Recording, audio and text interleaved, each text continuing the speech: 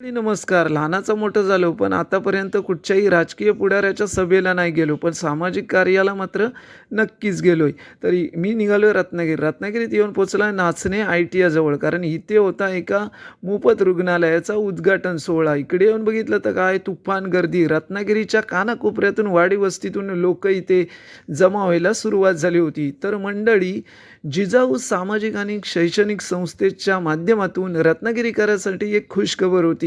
तर या ठिकाणी श्री भगवान महादेव सांबरे या नावाने मोफत रुग्णालय सुरू करण्यात येणार होतं आणि त्याचाच लोकार्पण सोहळा आज 1 जून 2025 रोजी संपन्न होत आहे. तर या संस्थेचे अध्यक्ष श्री निलेश भगवान सांबरे यांच्या माध्यमातून संकल्पनेतून हे रुग्णालय रत्नागिरीकरांसाठी खुलं करण्यात येणार होतं आणि अनेकांनी या कार्यक्रमाला उपस्थिती दाखवली होती. अनेक प्रमुख पाहुण्यांनी देखील इथे हजेरी लावली, आपली भाषणं देखील केली.